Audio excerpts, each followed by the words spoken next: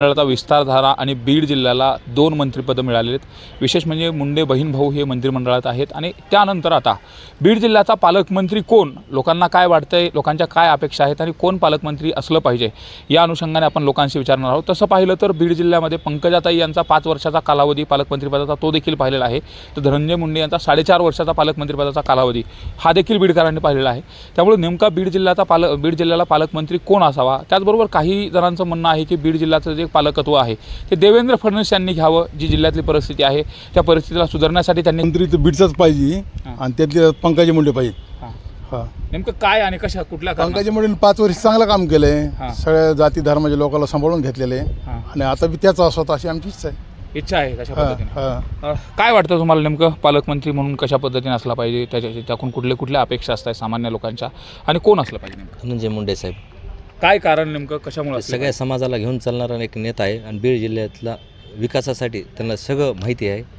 सगळ्या समाजाला घेऊन विकासाच्या माध्यमातून ते चांगलं काम करतात। या अगोदर कशा पद्धतीने त्यांनी विकास केला आहे? कृषी मंत्री राहिलेले ते आणि बीडचे पालकमंत्री देखील होते। त्या कालावधीमध्ये काय काय उपलब्धी झाली आणि नेमकं उपलब्ध कोण होऊ शकतं, त्याचबरोबर प्रश्न कशा पद्धतीने सोडवले जाऊ शकतात? आता जालना रोडचा शिवशारदा बिल्डिंग ते मोंडा रोडचा व कमीत कमी 20 वर्षापासून ते पेंडिंग रस्ता होता। त्यांनी आत्ता काळामध्ये पालकमंत्री आत्ता होते मागच्या 2 महिन्या पहिले, तर त्यांनी ते रस्त्याचा मार्ग काढला। ते रस्ता आज तिथल्या लोकांनी, मोंड्यातले मराठवाड्यातले लोक, गाड्या येतात, व्यापारी येतात, ते आज त्यांच्यावर लई हे चांगलं खुश आहे। जर आपण बघितलं तर उपलब्धीच्या बाबतीमध्ये पंकजाताई असतील, धनुभाऊ असतील, जिल्ह्यामध्ये कशा पद्धतीने असलं पाहिजे, पालकमंत्र्यांनी कुठली जबाबदारी घेतला पाहिजे? का तर बीड जिल्ह्यामध्ये जर बघितलं आपण मागासलेपणा जिल्हा म्हणतो, पालकमंत्र्यांनी पहिली गोष्ट तर सगळ्या लोकांना सामावून घेतले, प्रत्येक जातीपातीच्या लोकांना, सगळ्याला लोकांची कामं केली पाहिजे।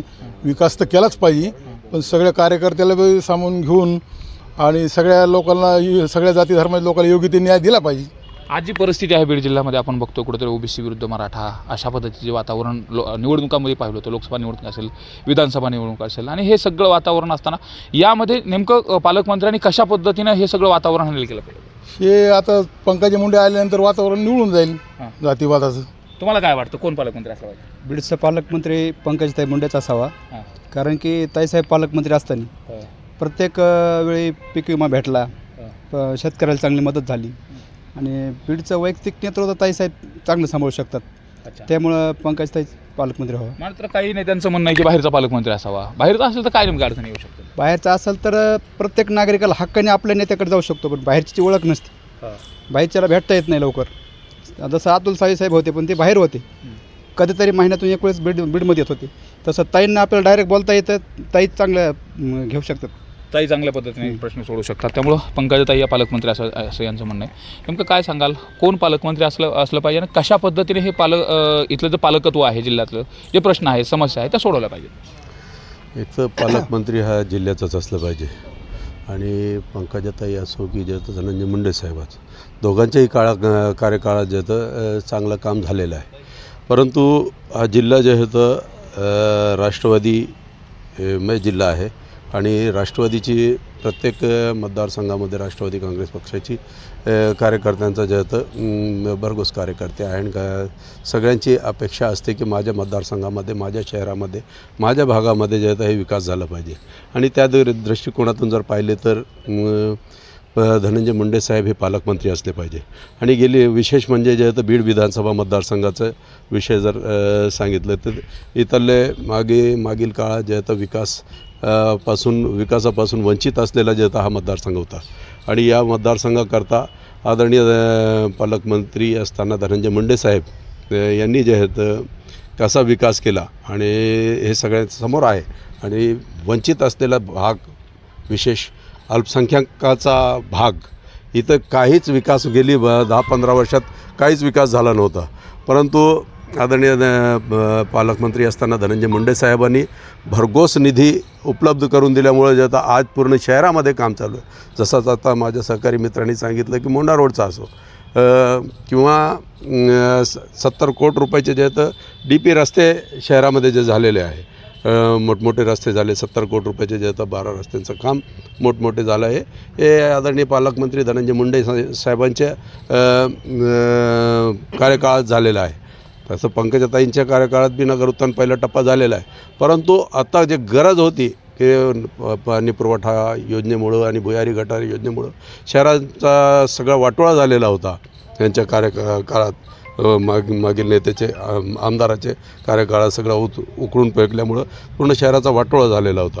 परंतु शहराचा जे होतं हे पुनर्वसन करणं, स्थानिकचे प्रश्न सोडवण्याच्या अनुषंगाने धनंजय मुंडे असले पाहिजे असं म्हणणं आहे. मात्र पंकजताई जो 5 वर्षाचा कालावधी होता त्या कालावधीमध्ये देखील आपण बघितलं तर खूप त्यांच्या जी कारकीर्द होती ती कशी पाहिली तुम्ही देखील त्या कालावधी? 100% जे होतं पंकजाताईच्या कार्यकाळात बी जे होतं नगरोत्थानचा पहिला टप्पा आला, आमच्या शहराला आला आणि ग्रामीण भागाला जिल्ह्यामध्ये जे होतं त्यांनी भरघोस निधी द्यायचा प्रयत्न केला ना.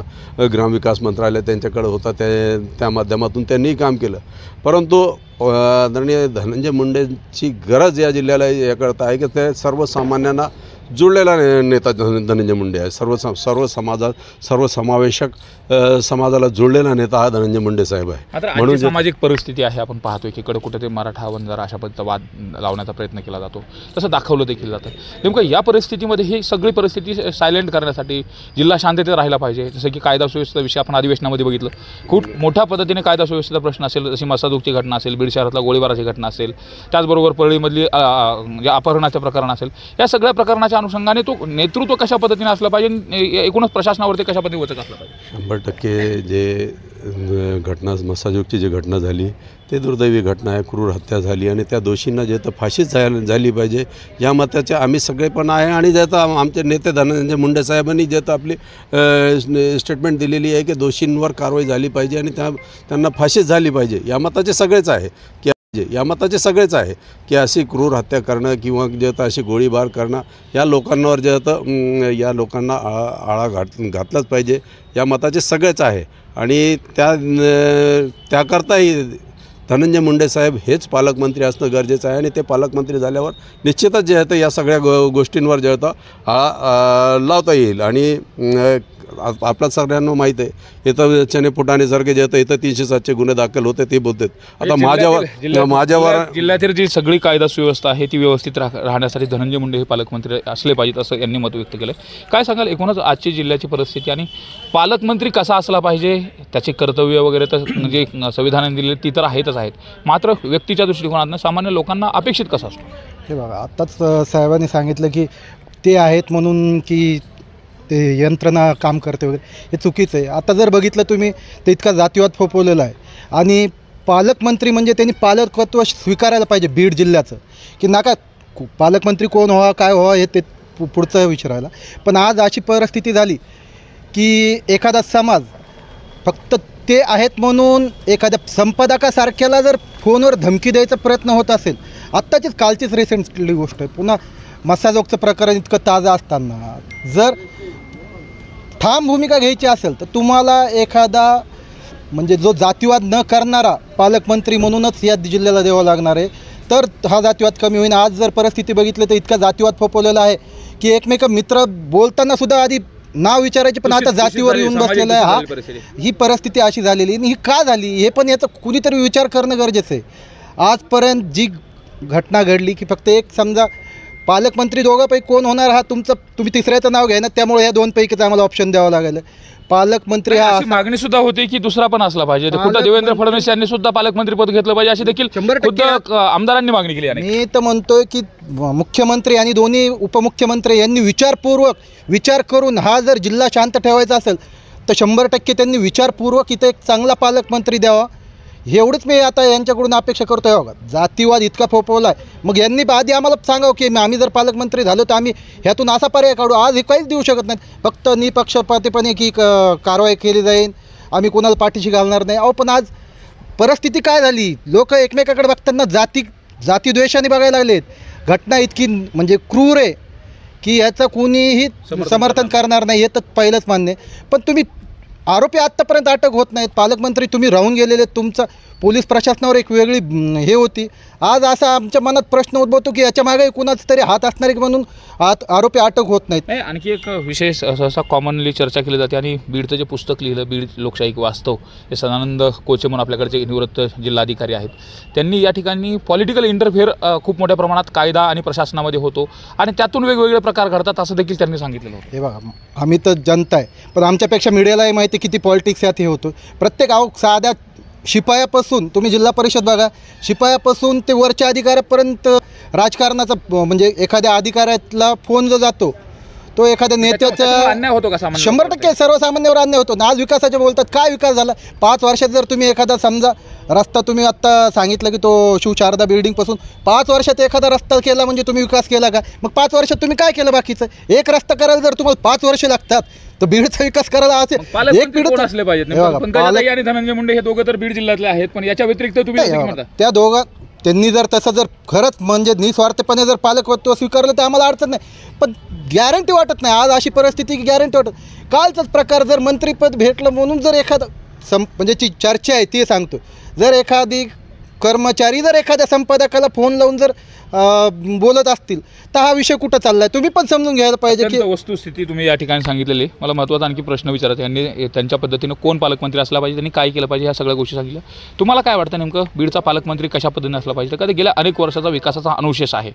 तसं पंकजाताईंनी पण पालकमंत्री पदाचे 5 वर्ष त्यांचा देखील कार्यकाळ होता आणि धनंजय मुंडेचा 4.5 वर्षाचा पालकमंत्री पदाचा कार्यकाळ होता. त्यानंतर बाहेरच्या जिल्ह्याचे देखील पालकमंत्री इथं आले होते. मग नेमका पालकमंत्री कोण असला पाहिजे, कशा पद्धतीने असला पाहिजे, काय अपेक्षा असणार आहे? हे बघा, जे आज तागायत जिल्ह्यामध्ये 2 मंत्रिपद मिळालेले आहेत. आता वस्तुस्थिती तपासली तर या जिल्ह्याला पालकमंत्री हे जिल्ह्याचेच मिळायला पाहिजेत, DM असोत किंवा तै असोत. कारण आज आपण मागील काही दिवसापूर्वी बघितलं की बाहेरचे पालकमंत्री या जिल्ह्याला लाभले होते, पण त्यांनी अतिशय निष्क्रिय कामं केलेली आहेत जिल्ह्यामध्ये. तर बाकी जातीपातीचं राजकारण सोडून जिल्ह्यामधील पालकमंत्री झाले तर आनंदाची बाब होईल. बीड जिल्ह्याचा विकास होईल, विकासामध्ये भर पडेल आणि दोघेही अनुभवी आहेत. तर त्या दोघांपैकीच जिल्ह्यातून पालकमंत्रीपद मिळालं पाहिजे. बाहेरचं पालकमंत्री मिळालं तर काय पब्लिक कॉन्टॅक्ट राहत नाही आणि बाहेरच्या पालकमंत्र्यापर्यंत सर्वसाधारण लोक जाऊ शकत नाहीत. आणि बाहेरचे पालकमंत्री बीडला कधी येतात हे लोकांना माहीत नसतं. ज्यावेळी इथं झेंडा फडकवायचा असतो त्याच दिवशी फक्त येतात. म्हणून जिल्ह्याचे पालकमंत्री भेटले तर आनंदाची बाब वाटेल. तुम्हाला काय वाटतं कोण पालकमंत्री असला पाहिजे? पंकजताईचा कालावधी आणि धनुभाऊचा कालावधी, हे दोन्ही कालावधी तुम्ही सगळ्यांनी पाहिलेले आहेत. नेमकं कोण असलं पाहिजे आणि हा जिल्हा आज ज्या पद्धतीने धुमसतोय ते धुमस हे शांत झाले पाहिजे आणि शांततेनं लोकांना इथं राहता आलं पाहिजे अशा अनुषंगाने? सामान्य लोकांची इच्छा तर पंकजाताईच आहे आणि भाजप सरकार हे सामान्य लोकांचं सरकार आहे. सबका साथ सबका विकास हे भाजपचं मूळ मंत्रच आहे. आणि तैनी 5 वर्षात कलेक्टर ऑफिस, जिल्हा दवाखाना, तहसील हे मोठमोठे कामं केलेले आहेत. त्याच्या बाबतीत कुठंही कुणाला मनात शंका नाही. राहिलं जातीपातीचं राजकारण करणारे तर सामान्य लोक जातीपातीचं राजकारणच करीत नाही, हे सगळे पुढारी लोक राजकारण करायलेत. आणि पुढाऱ्यांनी समजून घेतलं पाहिजे की आता इलेक्शन संपलेली आहे, राजकारण करू नाही.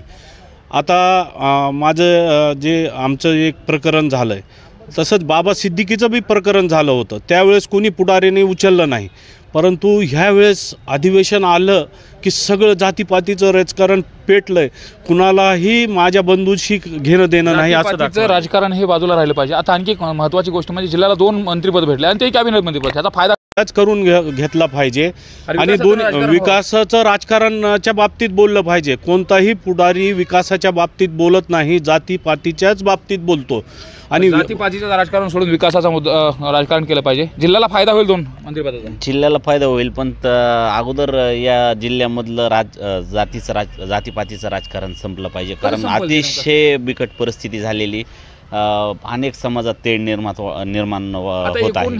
पालकमंत्री कोणी होईल? 2 कॅबिनेट मंत्री आहेत, त्यांच्याकडून काय अपेक्षा आणि कशा पद्धतीने विकास झाला पाहिजे? अनुशेष खूप वर्षाचा आहे. हे बघा, आता खूप मोठं आपल्या जिल्ह्याला एक तर जबाबदारी दिल्यासारखं मुख्यमंत्री 2 उपमुख्यमंत्र्यांनी दिलेला आहे.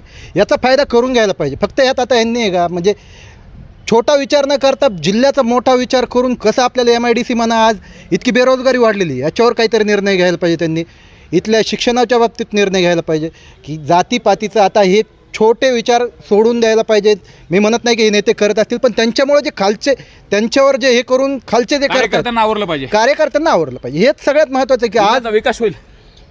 निश्चितच जर जिल्ह्याचाच पालकमंत्री झाला तर जिल्ह्याचा विकास निश्चितच होईल. आणि आता विरोधक इतके सक्षम नसल्यामुळे जे तर कुठल्याही विकासाला आता आळा कुणी जे तो रोग आळवा येणार नाही, म्हणून जे तर आता विकास होण्याची खूप अपेक्षा आहे महायुती शासनाच्या काळात. आणि पालकमंत्री जर जिल्ह्याचे झाले आणि त्याच्यात धनंजय मुंडे जर झाले तर निश्चितच जे तो विकासाचा अनुशेष भरला जाईल असं आपण पाहतोय. हे बीडमधले सर्वपक्षीय कार्यकर्ते आहेत आणि त्यांनी आपलं मत व्यक्त करत असताना जो पालकमंत्री असणार आहे तो पालकमंत्री या ठिकाणी कोण असावा याबाबतीत मत त्यांनी व्यक्त केलेलं आहे. विशेष म्हणजे पंकजा मुंडे असतील, धनंजय मुंडे असतील, यांचा कार्यकाळ देखील इथल्या लोकांना पाहिलेला आहे. त्यातली त्यात इथली सामाजिक जी परिस्थिती आहे त्या सामाजिक परिस्थितीवर